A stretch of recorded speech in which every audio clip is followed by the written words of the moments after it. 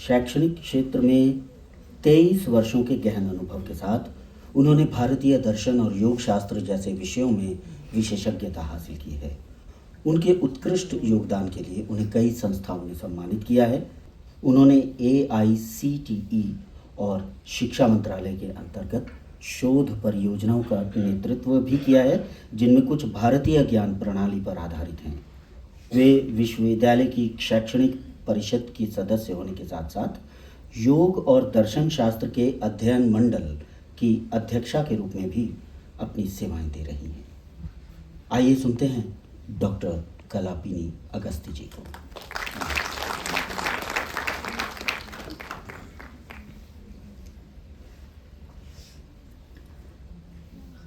ओंकार बिंदु संयुक्तम नित्यं ध्यायन्ति योगिनः कामदं मोक्षदं चैव ओंकाराय नमो नमः नमस्सभाये।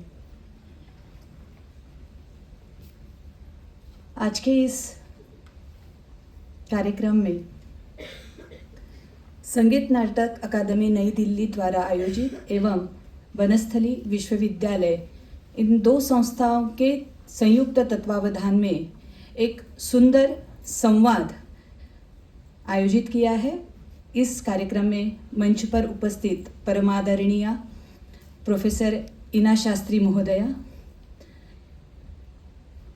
साहित्य नाटक अकादमी के सम्माननीय सचिव डॉक्टर संजू जी, राजू दास जी, एवं आज के वक्ता के रूप में उपस्थित माननीय डॉक्टर नंदापुरी मैडम और डॉक्टर अंकुर जी, क्षमा चाहती हूँ।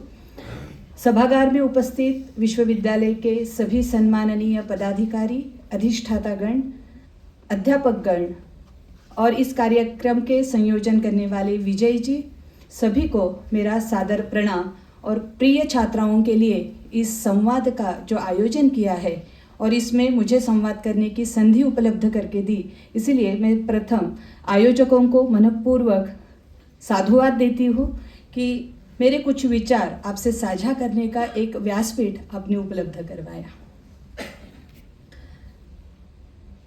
आज के विषय का अगर हम प्रारूप देखें, स्वरूप देखें, तो नाट्यशास्त्र और भगवद गीता, इन दो महान ग्रंथों का मानवता की दृष्टि से, सांस्कृतिक धरोहर की दृष्टि से किस प्रकार का योगदान है, इस विषय पर आज का यह संवाद आपके समक्ष रखा गया है। देखा जाए तो आज के तीनों विषय में मुझे भगवद गीता के माध्यम से मानवता की अमूल्य धरोहर इस रूप में मेरे विचार रखने हैं। वैसे ही माननीय अन्य वक्तागण नाट्यशास्त्र की दृष्टि से एवं कला और रंगमंच की दृष्टि से अपने विचार सादर करेंगे। वैसे देखें, एक सामान्य रूप से देखेंगे तो ये तीनों विषय भिन्न भिन्न धारा जैसे लगते हैं, क्योंकि नाट्यशास्त्र एक पंचम वेद के रूप में हम सभी जानते हैं। भगवद गीता एक आध्यात्मिक ग्रंथ के रूप में, दार्शनिक ग्रंथ के रूप में भी हम जानते हैं, जिसे हम वेदांत का जो सार आया है, वेदांत की जो प्रस्थान त्रयी है, उसमें एक महत्वपूर्ण ग्रंथ के रूप में वो समाविष्ट है।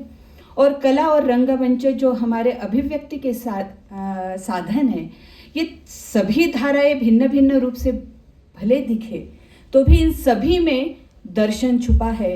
और वो दर्शन एक समाज का दर्शन देता है रंगमंच और कला के माध्यम से। नाट्यशास्त्र हमें कला के द्वारा अभिव्यक्ति का साधन प्रदान करता है, तो भगवद गीता आध्यात्मिक दर्शन प्रदान करता है। तो ये सभी धाराएं कहीं ना कहीं एक साथ मिलके एक भारत की अमूल्य धरोहर को, भारत की एक जिसे कहेंगे गरिमामय संस्कृति को अनंत काल से प्रभावित कर रहे हैं। आज हम भारतीय ज्ञान परंपरा की बात करते हैं। यहाँ पे हम जब परंपरा बोल रहे हैं तो कस्टम या ट्रेडिशन या पास्ट को नहीं बता रहे, परंपरा कंटिन्यूअस है। एक पीढ़ी से दूसरी पीढ़ी को हम ले रहे हैं, दे रहे हैं, और अत्यंत सहजता से वह मुकुलित हो रही है, वह परंपरा है। और हमारे भारतीय परंपरा के अगर अमूल्य कोई शास्त्र ग्रंथ है, उस दो जिसको आज यूनेस्को ने भी रखा है, वह है नाट्यशास्त्र और भगवद गीता। इन दो ग्रंथों का, या मैंने जैसे आपको कहा कि पंचम वेद के रूप में लीजिए या समाज का दर्पण हम जिसे कहेंगे, वो हमारी कला और रंगमंच है। ये सभी, मैं एक दर्शन की अध्यापिका हूँ, हम पंचकोश हम सभी जानते हैं, आप लोग भी जानते हैं, ये पंचकोशात्मक जो कार्य है, क्योंकि हर ग्रंथ की जो प्रवृत्ति होती है, शास्त्र की प्रवृत्ति होती है, वह अखिल मानवता को प्रोत्साहित करने के लिए और उसे अपने अंतिम ध्येय तक पहुंचाने के लिए ही होती है।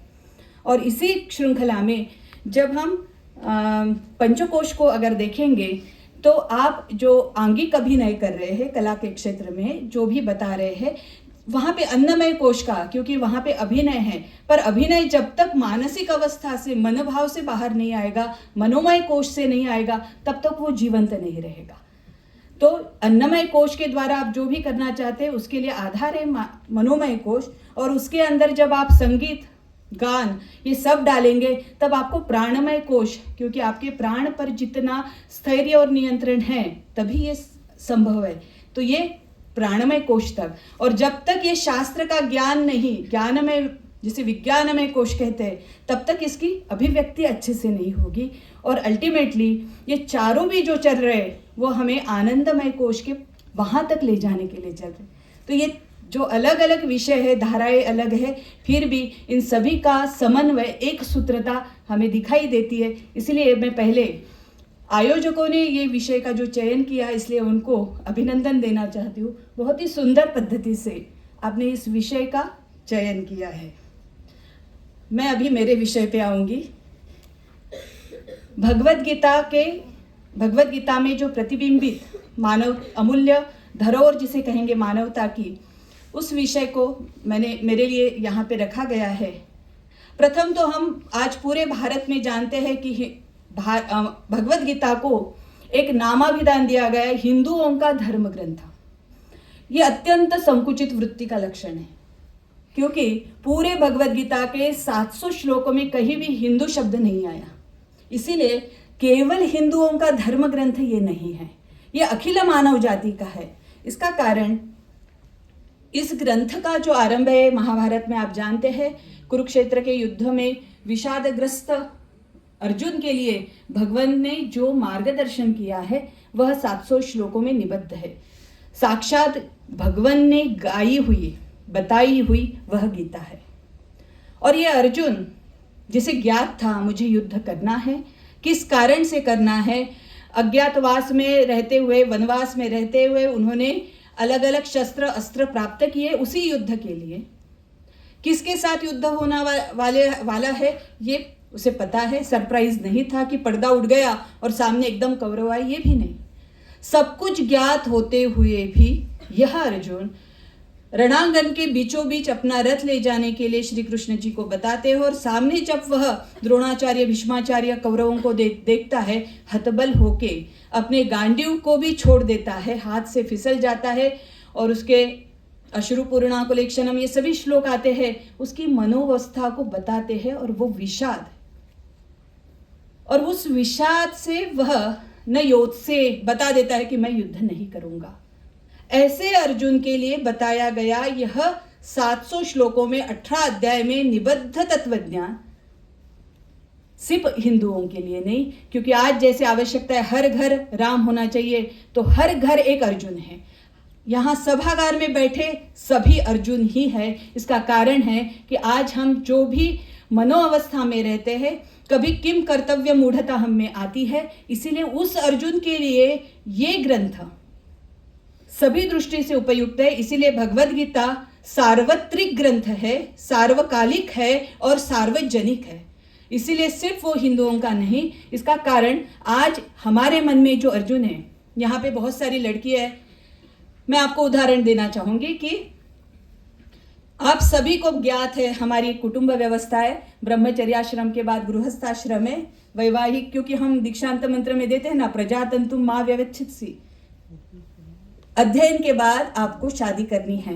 और ये कुटुंब व्यवस्था में, क्योंकि हमारे पंचतत्वों में कौटुंबिक प्रबोधन भी है, तो ये कुटुंब व्यवस्था में जब जाते हैं तो हमें सभी को पता है कि इस उम्र के बाद हमारी शादी होगी।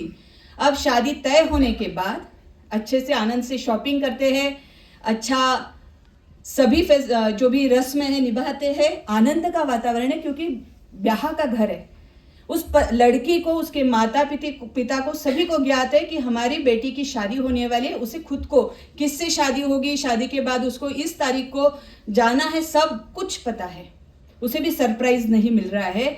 पर वहां तक आनंद का ये जब विदाई का समय आता है, अचानक वो टूट जाती है और रोने लगती है, क्योंकि अर्जुन की अवस्था वही है। जब तक हम किसी सिचुएशन को सोचते हैं तब तक मानसिक तैयारी करते हैं, पर सिचुएशन जब सामने आती है तब हम टूट जाते हैं, क्योंकि अभी विदाई का समय, माता पिता को छोड़ के जाना है। पता नहीं था, ऐसे नहीं, पता है, पर अभी हम में वो सामर्थ्य नहीं कि इस सिचुएशन को हम फेस कर सकते हैं। ऐसी स्थिति में हर एक के मन में जो अर्जुन है, वो आप इंटरव्यू के लिए जाओ, आप जीवन के किसी भी लड़ाई में जाओ, ये अर्जुन हम में है।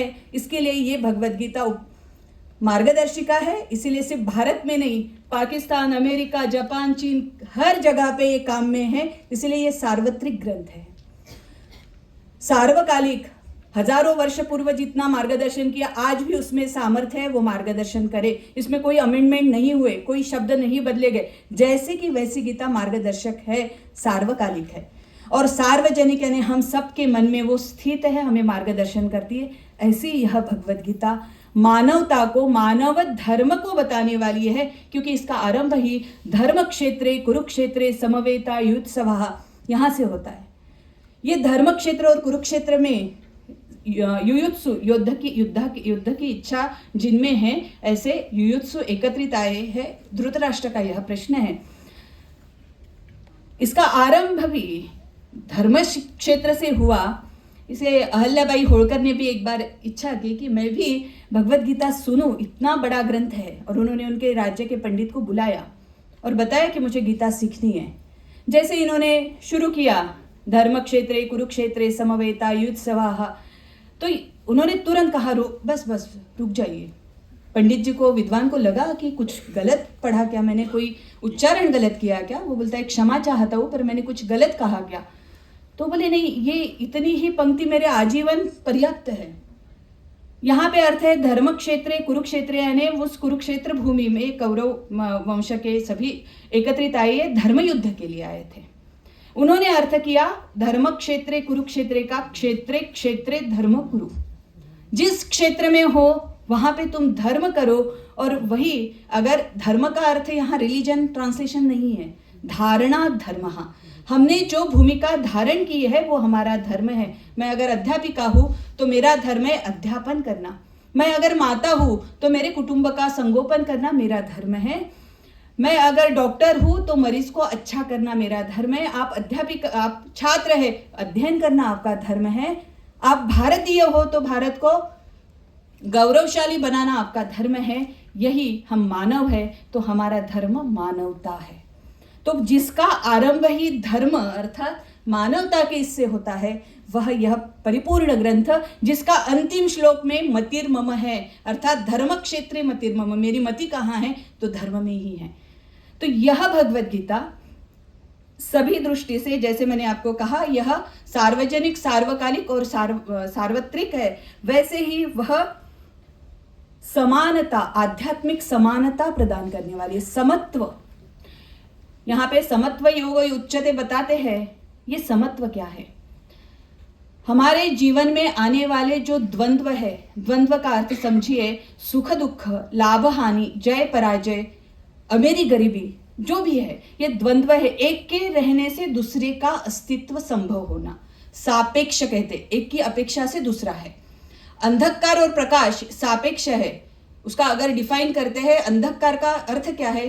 प्रकाश का अभाव अंधकार है और अंधकार का अभाव प्रकाश है, ये सापेक्ष है। ये द्वंद्व को अगर हम समान रूप से जानते हैं तब हमें समत्व प्राप्ति होती है। और ये समत्व को ये गीता जब बताती है, सुख दुखे समे कृत्वा लाभा लाभो जया जयो, ये सुख दुख, लाभ हानि, जय पराजय, ये द्वंद्व को तू सहन कर और तू फिर उसके युद्ध के लिए तैयार हो, तो तुम्हें किसी भी प्रकार का पाप नहीं लगेगा। ये समत्व का जो भाव है वो व्यक्ति के अनुसार भी वो बताते हैं, सुहृत, मित्र, अरि, उदासीन, मध्यस्थ, द्वेष्य बंधुषु साधुषु च पापेषु समबुद्धि विशिष्यते। ये समभाव अर्थात हमें रास्ते में चलते चलते राम और रावण की मूर्ति मिली तो हम अर्थात कौन सी मूर्ति को चुनेंगे? राम की। पर जब उठाते तो पता चलता है राम की मूर्ति मिट्टी की है और रावण की मूर्ति सोने की है। हमारा बुद्धि में जनित हो गया। ऐसा नहीं, जो लोष्ट अश्म को भी समान मानता है, सुवर्ण से लेकर घास के पत्ते तक जिसके लिए समान भाव आ गया है, क्योंकि उसे कुछ नहीं चाहिए। मनसी च परितुष्टे को अर्थवान को दरिद्र, ये जो हम सुभाषित बोलते हैं, मन में समाधान है। तो इन द्वंद्वों को सहन करने के लिए, एक परिपूर्ण मानव बनाने के लिए यह मार्गदर्शिका है। ऐसा कोई भी धर्म ग्रंथ नहीं जो इतना समानता का संदेश देता है। मैं एक श्लोक आपको बताना चाहती हूँ।